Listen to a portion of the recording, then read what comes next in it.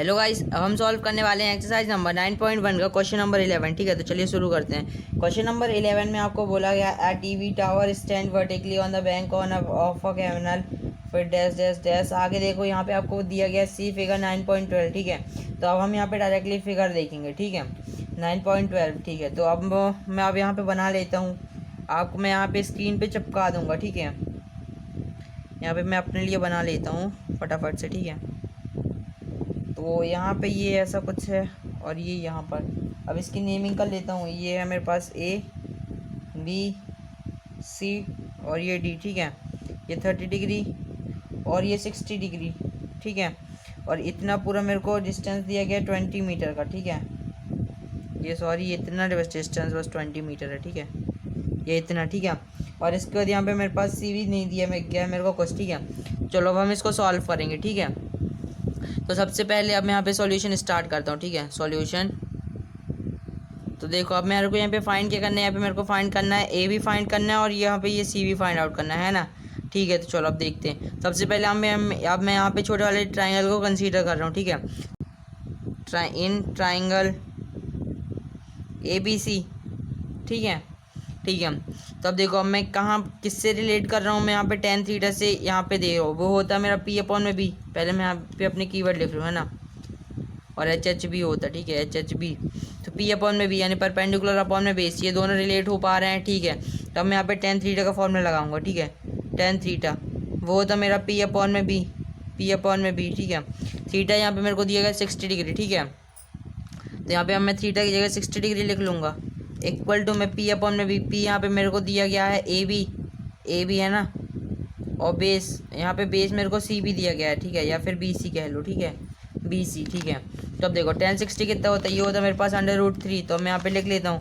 रुको, मैं अभी आपको दिखा देता हूँ। ये आ गया। ठीक है, ये देखो, ये कहाँ गया मेरा √3। ये रहा, देखो tan 60 मेरा होता है √3। ठीक है, आपको दिख रहा होगा, आपको ये याद होने चाहिए, फिर से बोल रहा हूँ। और ए बी यहाँ पे AB की आपके पास कोई हाइट नहीं है, तो आप यहाँ पे आप AB का AB रहने दो।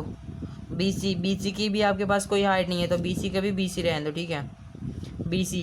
ठीक है, अब देखो, और आप यहाँ पे ऐसे क्या कर सकते हो, BC की यहाँ पे आप वैल्यू रख लो। ठीक है, ये C भी यहाँ पे आपको आगे काम आएगा, तो आप यहाँ पे BC की वैल्यू रख लो। अब ये देखो, अगर मैं अब यहाँ पे, ठीक है, ये अपॉन में 1 कर दूँ अगर मैं किसी के भी डिनोमिनेटर में, तो कोई फ़र्क पड़ता है? नहीं पड़ता ना, तो अब कर दो। ठीक है, अब क्रॉस मल्टीप्लिकेशन कर लो। ठीक है, BC मल्टीप्लाई बाय √3 करोगे तो कितना आएगा? ये आएगा आपके पास BC √3। ठीक है, इक्वल टू में AB मल्टीप्लाई बाय 1, ये होता है आपके पास AB। ठीक है, तो अब आपके पास सिर्फ BC कितना हो जाएगा?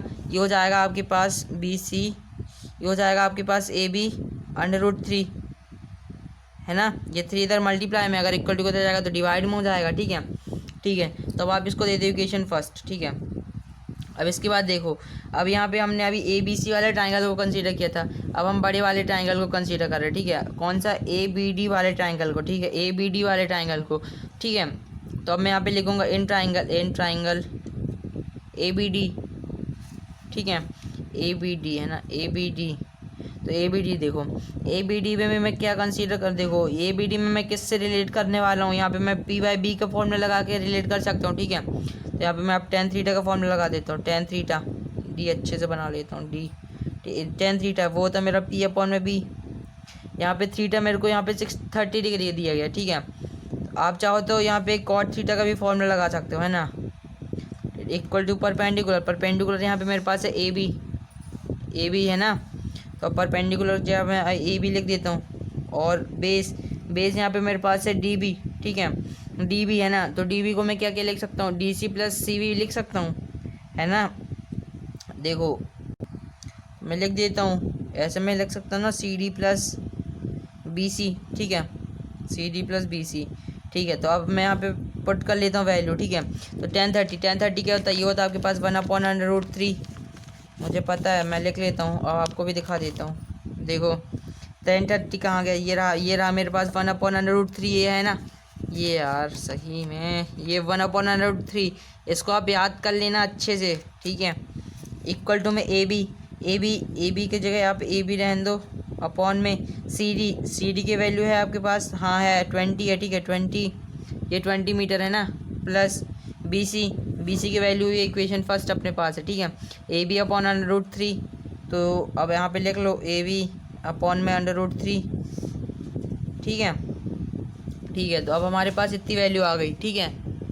ठीक है, तो देखो अब आगे इसको आप सॉल्व कर लो, ठीक है। 1/3 ए बी अपॉन में ये देखो ये, अब आप इसको नीचे पहले इसके डिनोमिनेटर को सॉल्व करो, ठीक है।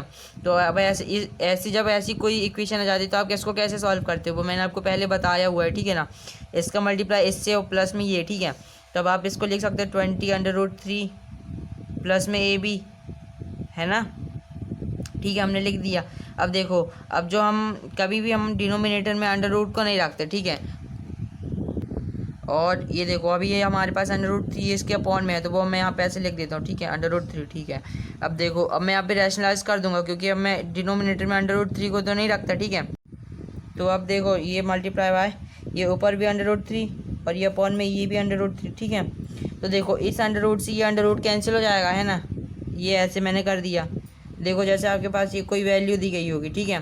तो अब सामने कोई वैल्यू होगी, जैसे यहाँ पे आपके पास 2/2 होगा, तो आप ऐसा है, ठीक है, ये यहाँ पे ऐसा है, तो ऐसे इससे आप ये कैंसिल हो जाएगा, है ना, ठीक है। ये एग्जाम्पल इसको अब अभी रफ करो और ये देखो, ठीक है। ठीक है, तो अभी हो गया। अब आप इसको देखो, अब आपके पास क्या क्या बचा, मैं यहाँ पे लिख लेता हूँ। तो देखो 1/√3 ये किसके इक्वल टू में है, ए बी मल्टीप्लाई बाय √3, ये आपके पास हो जाएगा ए बी और √3, ठीक है। और अपॉन में आपके पास क्या बचा है, ये आपके पास बचा है 20/3 प्लस में ए बी, 20/3 प्लस में ए बी, ठीक है। ठीक है, तो अब आप इसका क्रॉस मल्टीप्लिकेशन कर दो, ठीक है। तो देखो एक काम करता हूँ, मैं इधर का रफ कर लेता हूँ, ठीक है। आप मेरे साथ नोट करते चला करो, ठीक है। इधर का ये मैंने रफ कर लिया, ठीक है। इसको भी कर दो, इसको भी कर दो, ठीक है। तो देखो अब आप इसको क्रॉस मल्टीप्लिकेशन कर दो। तो देखो अब 20/3 प्लस ए बी का मल्टीप्लाई करूँगा 1 से, ठीक है। तो ये मेरे पास कितना होगा 20/3 प्लस ए बी, है ना। किसी का भी मल्टीप्लाई करो या डिवाइड करो 1 से तो उतना ही आंसर आता है, इक्वल टू में, ठीक है। और ए बी √3 के ऊपर मैं मल्टीप्लाई कर दूंगा 3/3 से, ठीक है। √3 मल्टीप्लाई बाय ए बी और √3, ठीक है। अब आप इसको सॉल्व कर लो, plus A B equal to में देखो √3 और मल्टीप्लाई बाय ए बी √3 कितना होगा, देखो √3 मल्टीप्लाई बाय √3 कितना होता है, ये आपके पास होता है 3 और मल्टीप्लाई बाय ए बी ये होता है आपके पास ए बी, ठीक है। तो आपके पास जो आंसर निकल के आया वो है 3AB, है ना, ये 3AB, ठीक है। ठीक है, तो देखो अब मैं कांस्टेंट वेरिएबल को एक साइड कर लेता हूँ, ठीक है। 20/3 और ए बी, देखो ए बी इधर पॉजिटिव है, अगर इक्वल टू को तो जाएगा तो नेगेटिव हो जाएगा, है ना। तो देखो 3AB और ये ए बी जो है इधर नेगेटिव है, पॉजिटिव है, अगर इक्वल टू को तो जाएगा तो नेगेटिव हो जाएगा, माइनस, है ना, ए बी। इसको अब सॉल्व कर लो 20/3, ठीक है। तो 3AB माइनस ए बी कितना होगा 2AB बचेगा, ठीक है।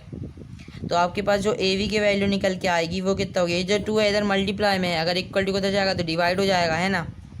20/3 अपॉन में 2, ये 2 से ये कैंसिल, 10/3, ठीक है। तो आपके पास जो ए बी की वैल्यू निकल के आई है वो है 10/3 मीटर्स, ठीक है ना। ए बी की जो आपके पास वैल्यू निकल के आई है वो 10/3 मीटर, है ना, ठीक है।